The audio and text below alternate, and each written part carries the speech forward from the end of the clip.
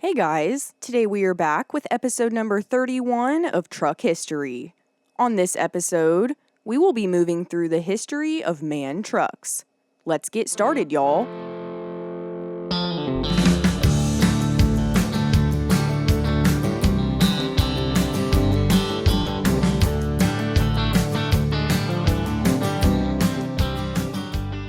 MAN Trucks traces its origins back all the way to 1758 with a company called St. Anthony Iron Works, the first heavy industry enterprise in the Ruhr region of northern Germany.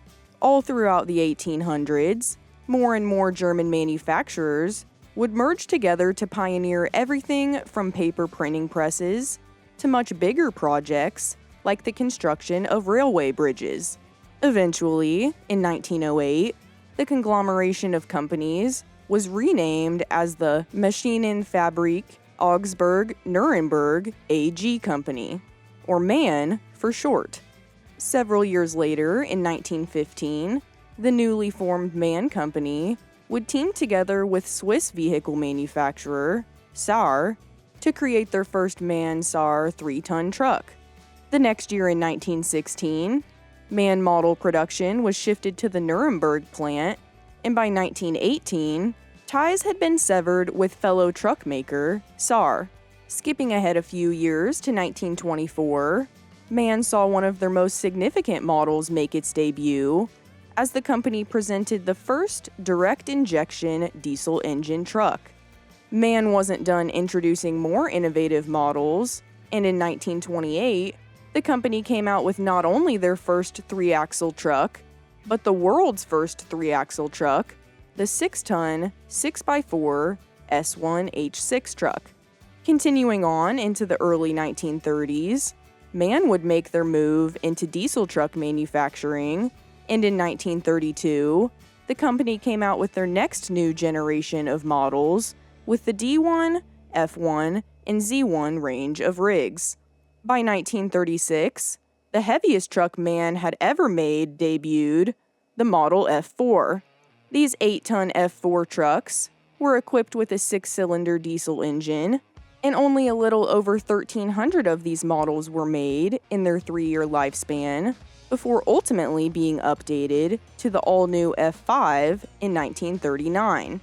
As World War II ramped up in the late 30s and early 40s, MAN began making a multitude of military parts, including diesel engines for U-boats at the Augsburg assembly plant, and also approximately 40% of Germany's Panther tank production at the Nuremberg factory.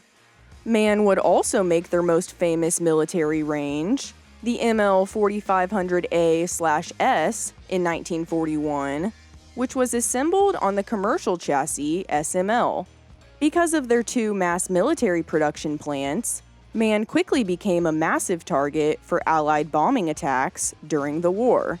Once the Second World War was over, the post-war years were proven to play a primary part in the overall increase in industry and production.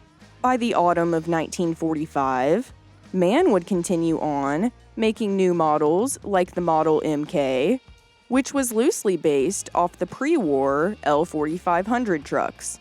These MK models would make another appearance again in 1949 when they were updated to the all-new MKN.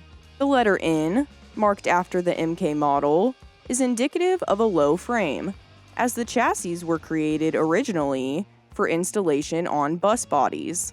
In 1950, the new streamlined model MK25/MK26 was released to replace the aging post-war MK. Moving on into 1951, MAN would present their newly produced 8-ton F8 truck model, made with a short, bonneted-shaped cab and a very unique V-shaped 8-cylinder engine. Working our way into the mid-50s, in 1955, MAN would launch their newest line of L-series lorries. These trucks had all-metal cabs with panoramic windshields and a shorter, wider nose. Available in a wide range of sizes, including the 400 series, 500 series, and 600 series, These rigs all shared the same 6-cylinder engine. Also by 1955, MAN had made the move over to their new factory facilities in Munich, making the Nuremberg plant an epicenter for the company's engine production. In addition to the above-mentioned bonneted cab L series, 2 years later in 1957, a collection of cab-over models called the L1F series was created. A little later on, in 1959, the L1F trucks were expanded to include heavier vehicle variants.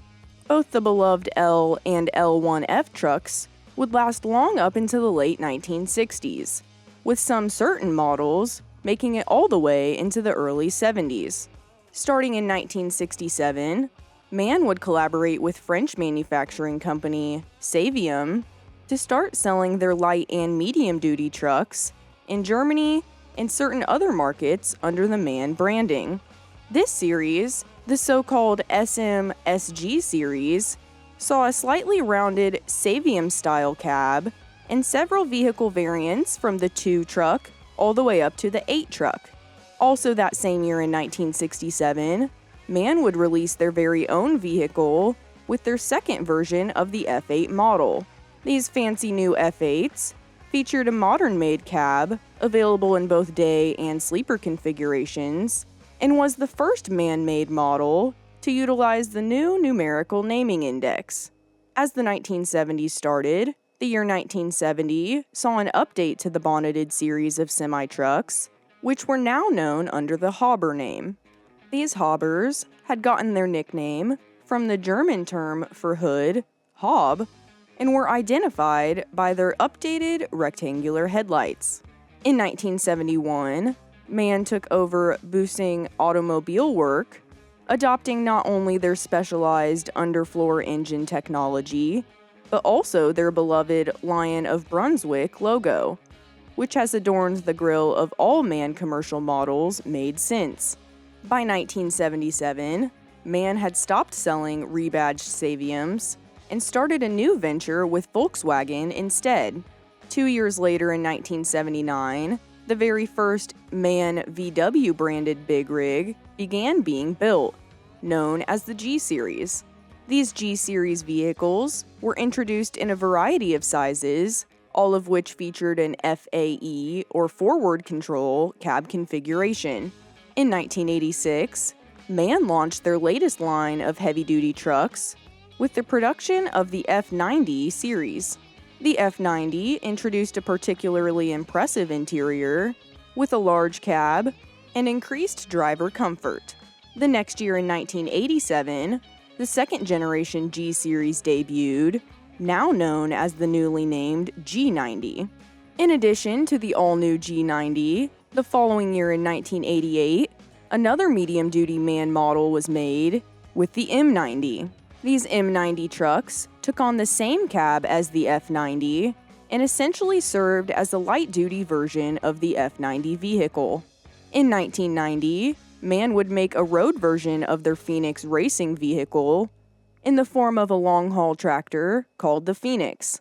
The Phoenix was a conventional truck fitted with a homemade sleeper cab and a custom hood featuring a big Phoenix bird emblem. By 1994, MAN had launched their latest 2000 series family of freight haulers, starting with the light-duty line of L2000 lorries, followed by the heavy-duty F2000s. 2 years later in 1996, MAN would make their medium-duty model with the debut of the M2000 truck. These M2000s served as the middle ground of the 2000 range of rigs and were fitted with 2 types of cab configurations, L-cabs and F-cabs, both of which were derived directly from the prior 2000 series designs. At the start of the new century, in the year 2000, MAN would release their latest TG truck line, starting with the first heavy-duty cab, the Trucknology Generation Type A, better known as the TGA. This forward control range was intended to replace the existing 2000 series rigs and was initially designed and developed in Germany. In 2001, the well-loved light range of L2000 rigs was updated to the LE series, also known as the L2000 Evolution series. These trucks were primarily designed for shorter trips, like local transport, and came in a wide variety of 5 different cab configurations. A little later on, in 2005, the TG range of rigs was expanded once again when the TGL and TGM trucks were both introduced by MAN. Sadly, only 2 years later, 2007 saw the discontinuation of the original TGA truck, which was quickly replaced that same year by the new models TGS and TGX. Also in 2007, MAN would introduce their medium to heavy-duty CLA model. This CLA truck was made intentionally with the Indian market in mind, and in fact, most all CLA models are exported to other countries in complete knockdown kits. After celebrating their 250th anniversary in 2008, the MAN Company chose to incorporate itself as the European MAN SE Corporation in May of 2009. Under their new MAN SE name, the company would merge into 2 main divisions, MAN Turbo and MAN Diesel. 2 years later, in July of 2011, Volkswagen AG would acquire more than half stake in the MAN SE shares. Also, a little later on in November of 2011, Volkswagen would announce their intentions to merge MAN with Scania Trucks in order to make Europe's largest truck manufacturer. Once the Volkswagen truck takeover was completed, Volkswagen AG would continue to slowly increase their shares and pave the way for a domination agreement to be put in place.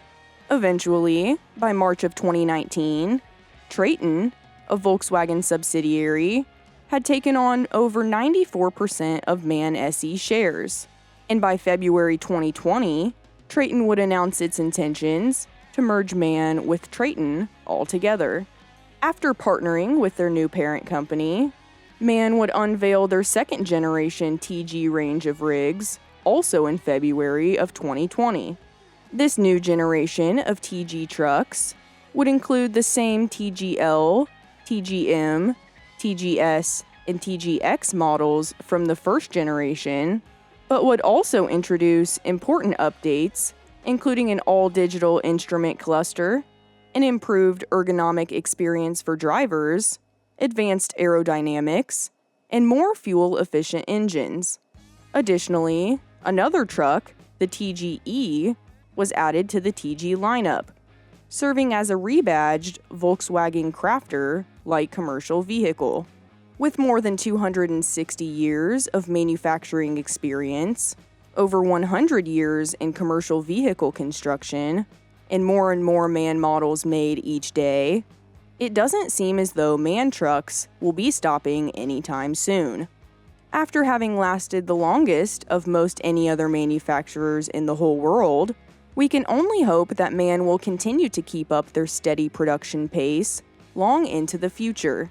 After all, it's not the truck that makes the man, but the man that makes the truck. That brings you up to date with the history of MAN trucks. Before you leave, make sure you like the video, check out the other videos on our channel, and subscribe. We have finally reached our goal of 35K subscribers, so thank you all so much for your support for the show. Next stop, 50K. If you have any questions, comments, concerns, or anything else you'd like to talk to us about, please be sure to tune into our live podcast, The Chrome Corner, Wednesdays at 12 p.m. noon Eastern Standard Time, and discuss all things Chrome with our host, Dave Coleman. If you'd like to stay up to date with the new projects we have coming, please follow us at Jack's Chrome Show on Facebook, Twitter, and Instagram.